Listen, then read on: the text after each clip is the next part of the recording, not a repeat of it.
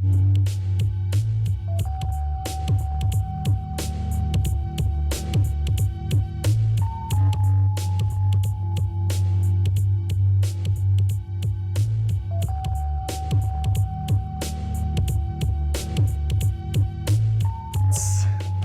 is Teacher Ernest. I'm here to do a presentation on riddles and oral literature. I want to thank the Signal publishers for facilitating the show and providing the necessary materials. So, as we demystify the riddles and the short forms, I want us to first understand the whole concept to make it simpler. Riddles under the short form, they are the genres of oral literature. We will just break them to make them long forms and short forms. When we break them under long forms and short forms, it is just to make them easier to comprehend and easier to understand. Under the long forms, this is where we have the narratives and the oral poems and songs. The short forms, we have the jokes and puns, proverbs, tongue twisters, and the one we are measuring with today, the riddles. This generally, when you look at it that way, it is easier to comprehend. It is easier to dissect it. Now, we won't deal with the long forms, and because today our main concept is on the riddles. The major difference is on the minutes, because oral literature is all about performance. It's all about oral, word of mouth, how you perform. So, the riddles. What is a riddle? Because that is now our main topic for today. A riddle is a statement or a question with a hidden meaning, which is posed as a puzzle to be solved. You pose a riddle. Different communities have different ways of posing the riddle. For example, in Kikuyu, you say "Watadae," and then the respondents say "Dagwata." In Kamba, "Kwata ndai," and the respondents say "Na kwata." In Swahili, we say "Kitendawili," and the respondents say "Tega."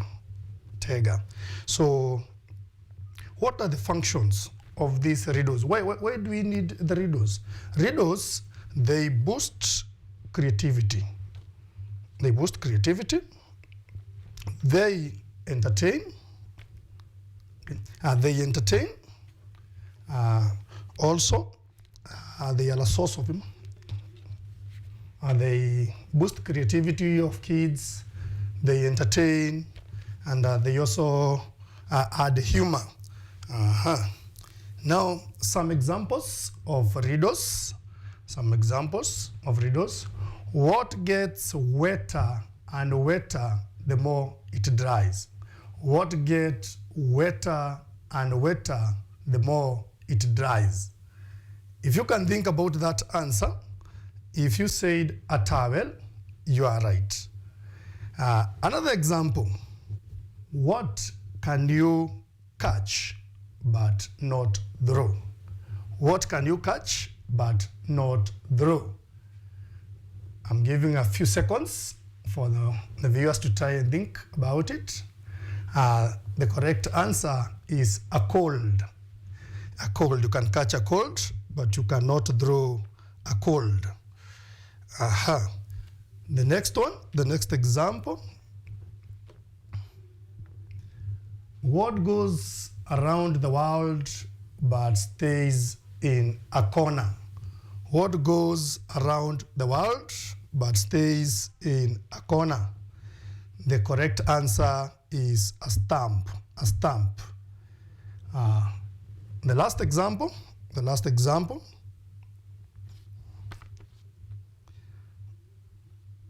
Give me food and I will live. Give me water and I will die. Who am I?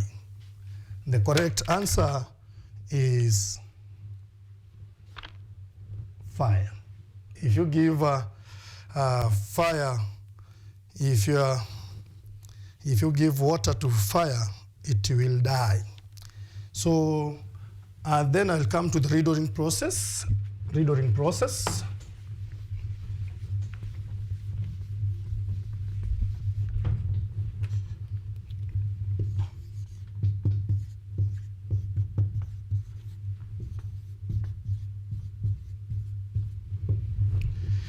Riddles have a process. They have steps, just like the other short forms. They have steps, which is the process.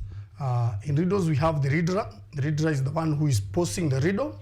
And then we have the respondent. The respondent. So basically, we have six steps in the process. And I will clarify a point that at some point, the riddle can end at stage 4. So I'll take you through the 6 steps. The first step is the challenge. The challenge. In the challenge, this is where the reader challenges the audience. The reader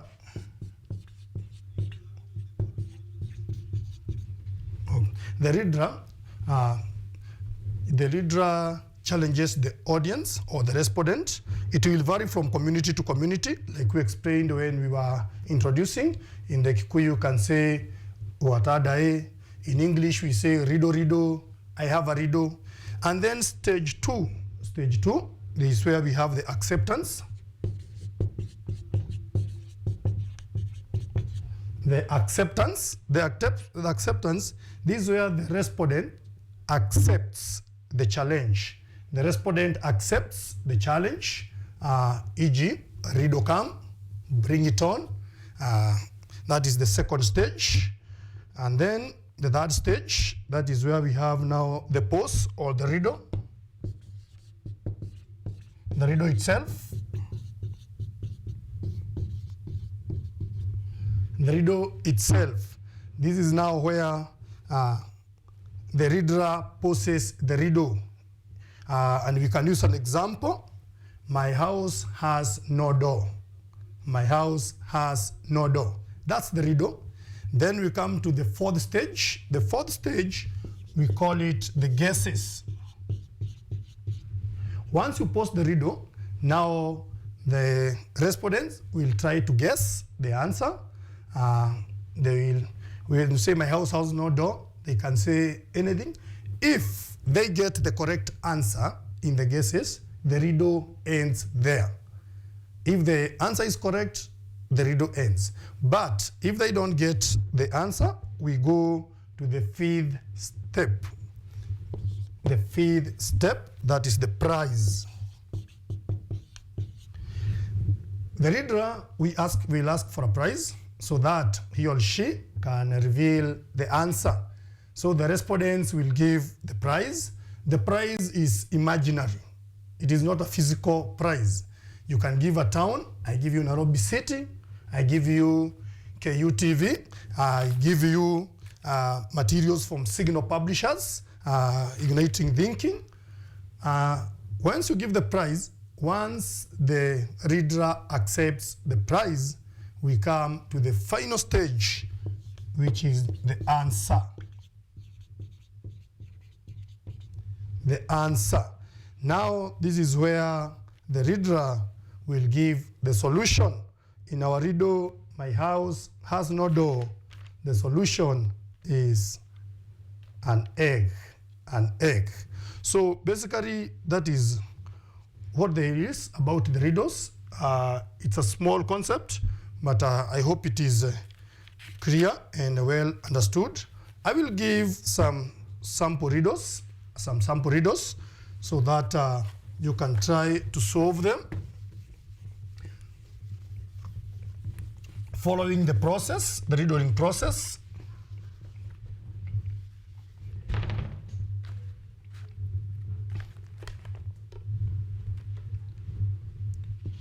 Which question Which question can you not answer yes? Which question can you not answer yes? This is a sample riddle. You break it to the six stages. Riddle, riddle, riddle come. Which question can you not answer yes? Then now the respondent, you are the respondent, you will come up with guesses, you will try to think, because as we said in the function, the major function of the riddle is for critical thinking. So you will try to think about it, and if you cannot get the answer, you give the prize. Once you give a prize, we give the solution. The question you cannot answer yes is, are you asleep?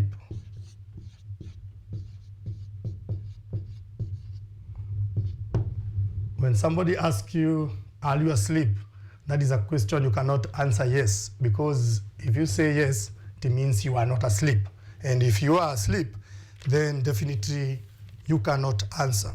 The last question I will ask, so that I go to the other part, I will pose another riddle. When I beat my child,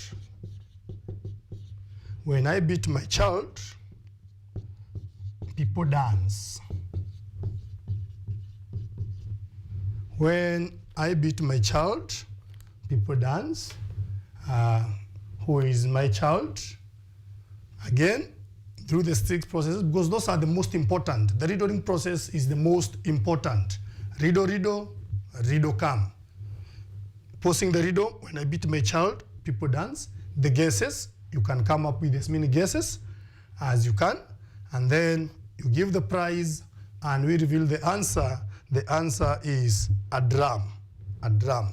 So I want to pose an exercise, a very simple exercise here. Read the riddling convention below, and then identify the 6 parts. The riddling,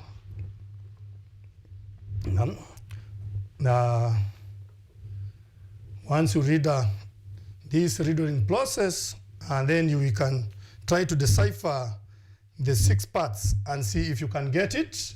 I have a riddle, and draw it. What comes down but never goes up? The respondent will guess wind. The challenger responds no, try again.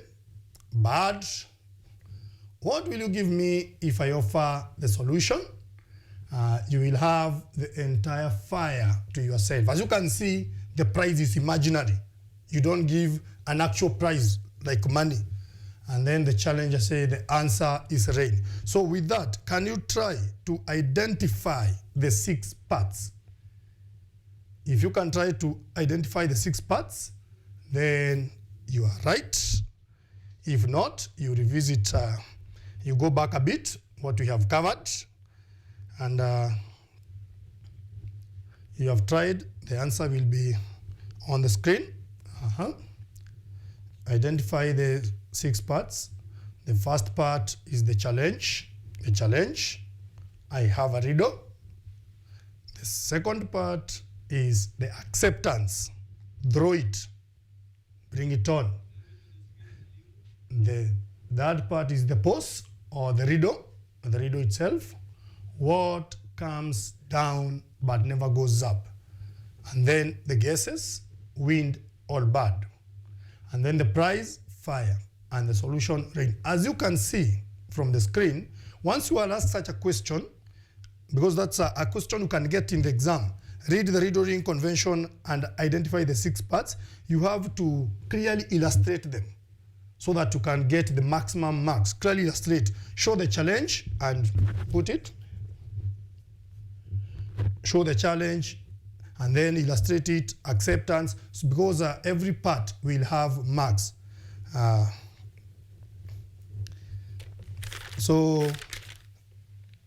Okay. Now I will post some other riddles. I'll post some other riddles so that the viewers, you can try to decipher them. Riddle, riddle, riddle come. My camel is the shortest, but it eats the tree at the top. My camel is the shortest, but it eats the tree at the top. The answer, try to imagine about it. You try to guess.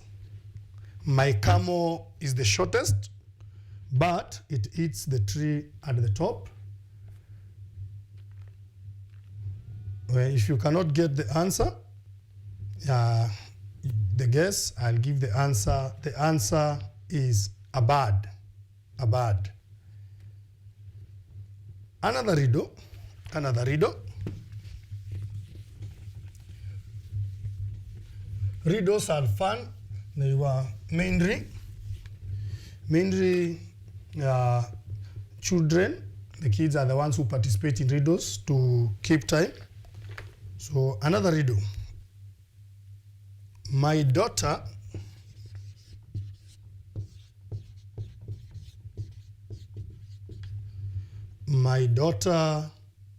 lives hungry.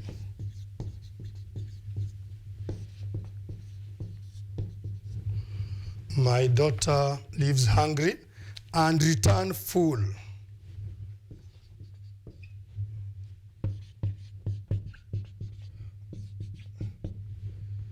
And the answer there is a water pot. A water pot. Lastly, now I'll give some riddles without answers so that you can think about them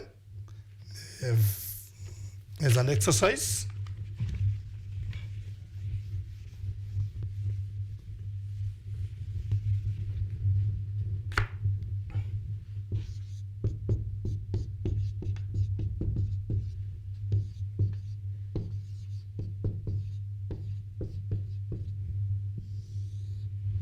An exercise on riddles. Again, for the riddles I'll post 2 or 3. Identify the parts. Identify the conventions, the 6 parts we have discussed. Riddle number 1.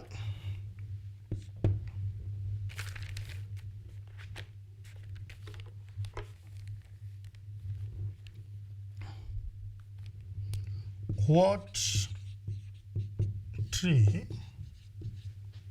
has only one thorn? What tree has only one thorn? You get such a riddle and you have been asked to identify the 6 parts.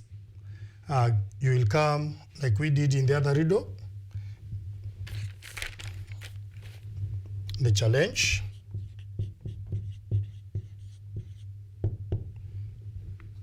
I have a riddle. Or riddle.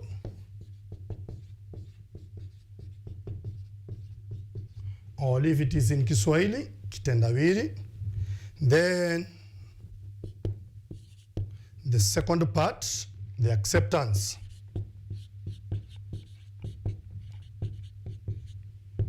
Bring it on.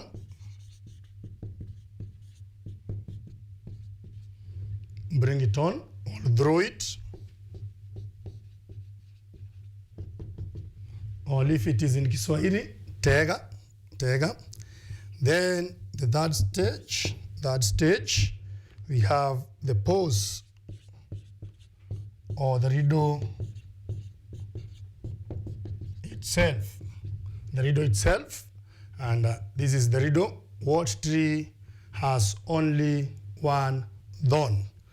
Then, stage 4, guesses. The guesses. You try to guess what tree has only one thorn. You imagine the respondents, imagines and gives the. If they don't get the answer, the imaginary prize the imaginary prize. You can give materials from Signal Publishers. You can give the studio. You can give any imaginary prize. And then lastly, we have the solution. Solution. Solution here to this riddle, what tree has only one thorn, is sisal. Sisal. Sisal. That is the most important thing because today's lesson you are concentrating on the riddles for you to identify the functions of the riddles, what the riddle itself is, the meaning of the riddle, and then the riddling process. Riddling process. I will give the last riddle. The last riddle to see if we are flowing together on the same page.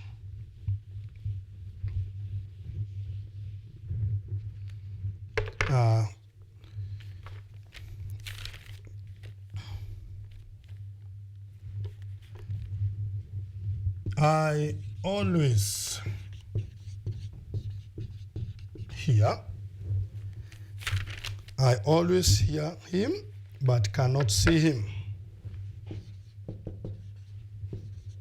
But cannot see him.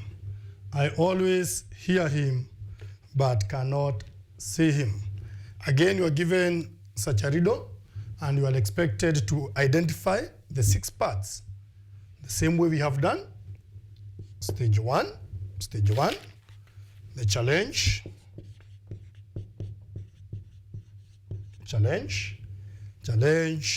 I have a riddle,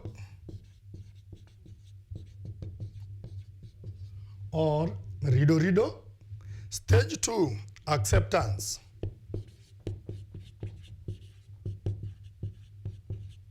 Acceptance, I accept. I accept. Stage 3, the pose or the riddle itself. The riddle itself, this is where now the challenger poses the riddle. We have our riddle here. You just put this here. I always hear him, but cannot see him. Then you come to stage 4, the guesses. The guesses. There is a question that is usually asked in the exam when they want to test this stage. At what time can a riddle end? Give 2 instances when a riddle can end. A riddle can end if the respondent gets the correct answer in the guesses. A riddle can end there. A riddle can also end on the last stage. If the respondent cannot guess, the challenger gives the response. Those are the 2 instances when a riddle can end. Now the guesses, they give the answers. Stage 5, the prize. Prize. What prize do you give? What do you give if you cannot figure out the answer to this riddle? As you are viewing the show, can you figure out the answer? If not, give a prize, an imaginary prize, and then the challenger, I am the challenger, I will give the answer. I always hear him, but cannot see him. That is the wind. The wind. Every stage, the answer.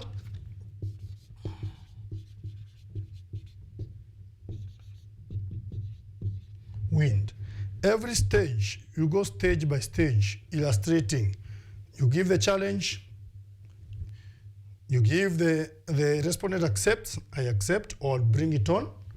And then the riddle itself, you write, you copy the riddle there.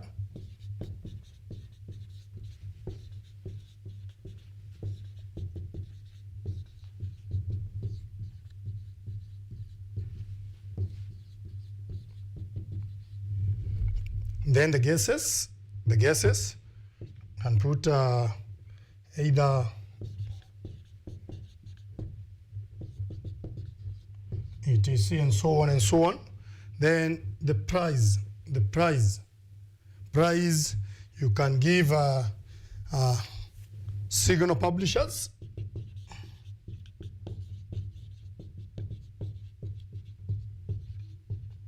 materials. Then the answer. Once you illustrate it like this, you are sure to get the full marks on that question. And with that,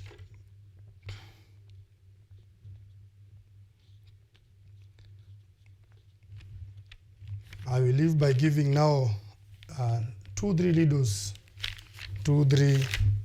riddles in Kiswahili, kitendawili, because it's the same thing.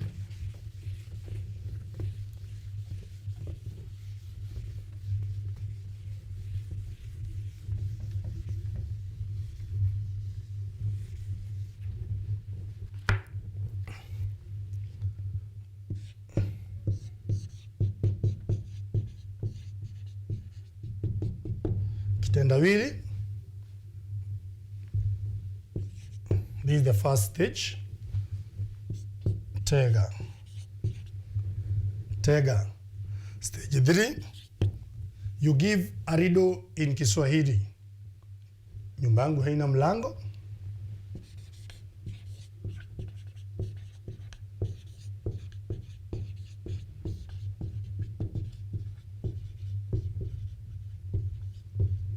Stage 4, the guesses.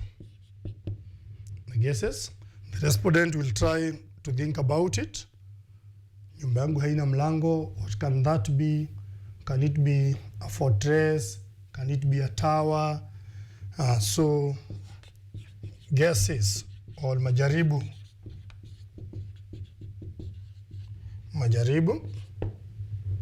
Stage 5, if they cannot give the answer, if they cannot guess the answer, you come to the prize, zawadi.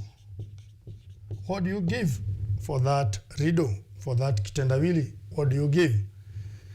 You give any zawadi, and then once the challenger accepts the zawadi, you give the answer. The answer to this is nyumba yangu haina mlango, yai, an egg.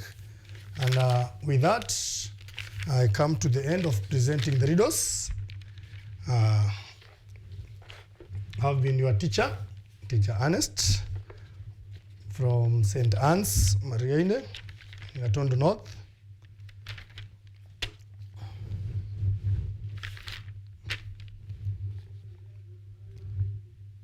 Okay, so again, now that we have understood the riddles, I will just take you back a bit. Because we have seen students sometimes confusing these genres in oral literature. They confuse the genres. So I will take back a bit what we had discussed. The long forms,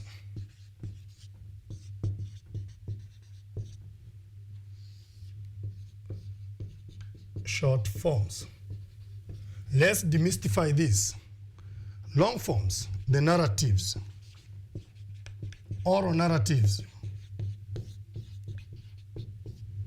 A narrative is a story. And we also have the songs and oral poems. The long forms, when they are performed, generally, they take a lot of time, unlike the short forms, like we have covered on the riddles. They take a lot of more minutes.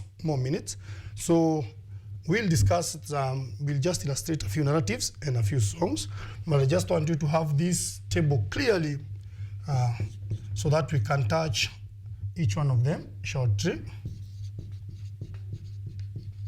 Proverbs, tongue twisters, and what we have discussed today, the riddles. When we come to narratives, because it is the main source, let me put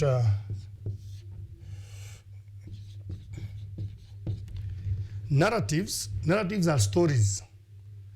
Stories, we have various stories like the dilemma narratives. We'll discuss them briefly. Every narrative. We have the aetiologicals.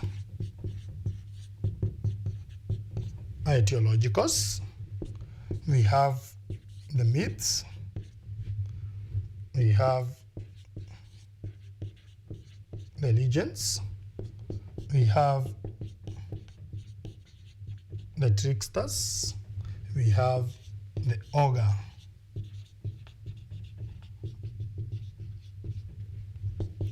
You can also include the fables.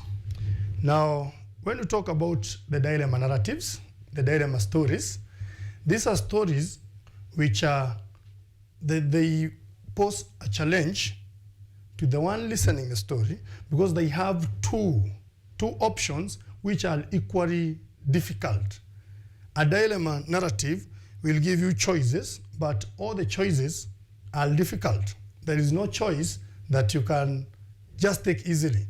It's like when you get a story and you have been given a gun and somebody is asking you to decide who to shoot, your father or your mother. That's a dilemma. It's not easy to say, I will shoot this one and leave the other. So those are dilemma narratives. The narratives that poses a challenge that is difficult to make. Aetiologicals or explanatory. Explanatory or the why stories. Why stories. These are stories that explain why things are the way they are. Why do the zebra has stripes? Why does the hyena limp? Why? The why stories.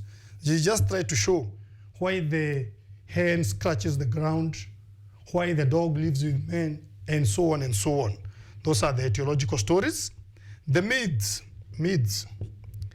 Myths explain natural phenomena. Where did death come from? And in myths, the main difference between the myths and the why stories, myth, we have a supernatural being, a god. Supernatural being. There is mention of a supernatural being. The chameleon was sent by God to deliver a message to the people that they will not be dying. Then the chameleon went slowly and slowly and slowly. And when he came to the people and started stammering, he couldn't. That explaining the natural phenomena, why people die. Legends, these are stories that tell us about heroes and heroines of the past. Every community has their legends. In the Kikuyu community, we have Wangu wa Makeri, that's a legend. You go to the Luya community, the Luo community, we have Luanda Magere. Every community, Mekatili wa Menza from the Agiriama, and so on, Masinda Mulilo from Western. Every community has a legend. So it's wonderful if you can find out a legend from your community. Tricksters or trickster narratives. These are narratives or stories where a character deceives another. They use tricks. Normally, these are the small characters. The small characters, because they cannot win through strength, they use wits. Wits, the brains. You can have the chameleon tricking the hare, or the hare tricking the elephant, or the monkey tricking the crocodile. Those are tricks and narratives. Ogre narratives, otherwise known as monster narratives. Monsters, it is good to clarify that monsters were imaginary creatures. They did not exist. These were stories given to scare the children because you remember long ago there were so many forests. So these stories would be given to children to discourage them from venturing deep in the forest. These ogres could take any form. They could transform to like a handsome man, come to the village, get married to the most beautiful girl, then take them to the forest and eat them. They had supernatural powers. They could swallow the whole village. But normally in monster narratives, they end when the monster is killed by the hero. The fables, these are animal stories. So these are, in the long forms, we have the narratives. Now let's discuss songs a bit. Songs. Songs. When we talk about songs in oral literature, we don't talk about the gengetone, these contemporary songs. No, these are songs which were sung by our forefathers. Remember oral literature, when we talk about oral literature, you try to imagine what were our great-great-grandfathers and grandmothers doing, because they did not have the phones, they did not have the TVs, they did not have the books to read. They were engaging themselves in this. So the songs, some of the songs they would sing, bad songs. When a baby is born, they will have some bad songs. Then the naming songs, giving the child a name. In the bad songs, that's where you can see like the girl child get 4 ululations, the boy child gets 5 ululations, those bad songs. The naming songs, after the child has been named, they would have what we call the lullabies. Lullabies, these are songs which were sung just to keep the baby, to soothe the baby, make the baby relax, convince the baby the parent is coming. They were normally sung either by the mothers or the nannies or the people who are taking care of the children, lullabies. And then we have the play songs, or the children's songs. These are the songs sung by children when they were playing. Some people confuse the lullabies and the play songs. They are different. The lullabies were sung to the babies so that the babies can relax. The play songs were sung by the children, Kanyoni kaja geko ja na medeko. And so on. Every community, all the children had their songs. In various communities, they had various songs. Now, our child will still grow, so we had the initiation songs. Initiation songs, or the circumcision songs. These are songs which were sung now when the child was being circumcised to become an adult. Every community had their songs, the initiation songs. And now, once the child is now an adult, you can have the work songs. Now they will go and sing work songs, and the war songs, when they were going to fight, war songs. And then from there, our child will fall. Like generally what happens, they will fall in love. So we have the love songs.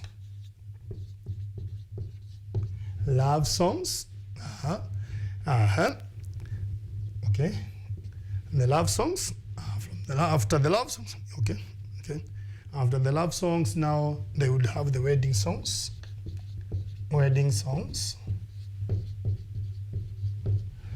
They get married, and finally the dirge. Those are the funeral songs when they die. So generally we have just covered the songs. These two are the long forms, the narratives and the songs or oral poems. So briefly now, jokes and puns. The short forms, jokes and puns. A joke is just something to make you relax, to make you happy, humorous. The puns, when you play with words. Why couldn't the bicycle climb the hill? That is a pun. Why couldn't the bicycle climb the hill? because it was too tired. Too tired.